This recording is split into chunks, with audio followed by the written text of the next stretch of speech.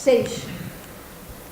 Mírao, aquel é o teu fillo paredando mentres caen bombas en Palmira e quizáis ainda non sabe que construe unha muralla de paz. Mírao, arranca hedras e asegura unha por unha con cemento invisible matemático 500 pedras de cuarzo que arrancaches do subsolo da parroquia só para facer máis fermosa a nosa aira, como se fora unha hectárea de metáfora do mundo.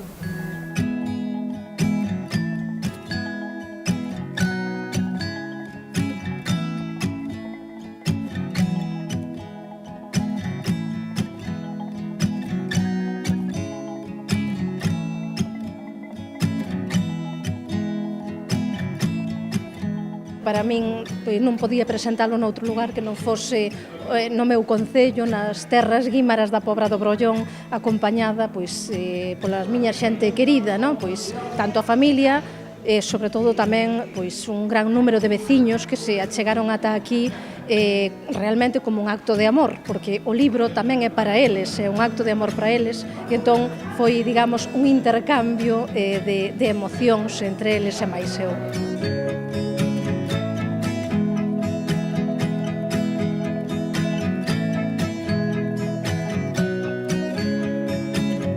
O libro está concibido sobre a idea de que a felicidade son os pequenos momentos que compartimos coas persoas as que queremos.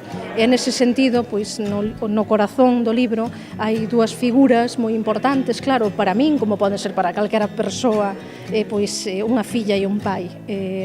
A miña filla e o meu pai son as figuras principais desta obra, sobre elas orbita un pouco todo o libro.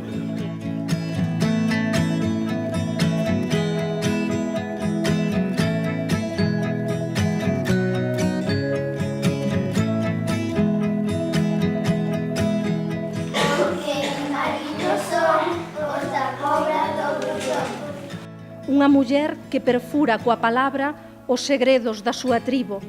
Unha poeta libre que escribe polas noites co candil da súa mente que podería alumear a serra toda. Escribe porque é poeta, pero cando non escribe tamén o é. Noa Moreira. Renuncio ao canto da serea e vou apagando as mareas, unha a unha, para que ti non teñas medo. Para que só me soñes, coa palabra en verdade entre os dentes e os cabelos todos en revolución.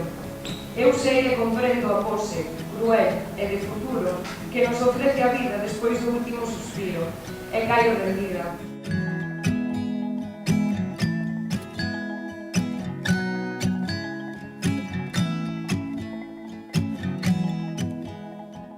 Nalgún poema pasei frío e pasei fame, sentín padecementos que non eran meus.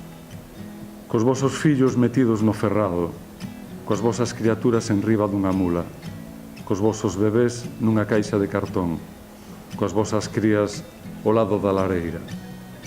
Nalgún poema pasei frío e pasei fame.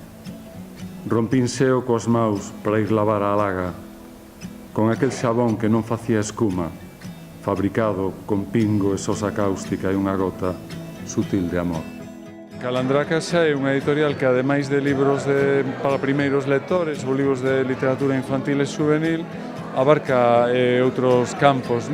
Que no ano 2012 a editorial decidiu acoller unha colección de poesía na que agora é unha inmensa honra para nós ofrecerlle ao lectorado galego de poesía ao último poemario de Olga Novo.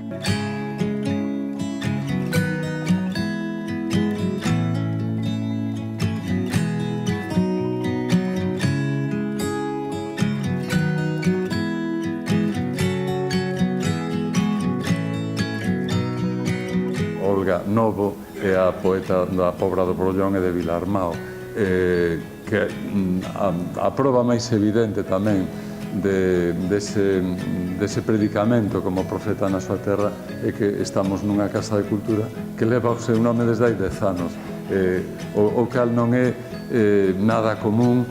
Felicidade é a poesía, é unha poesía que non pide permiso, porque a súa autora, Olga Novo, é unha muller que non pide permiso.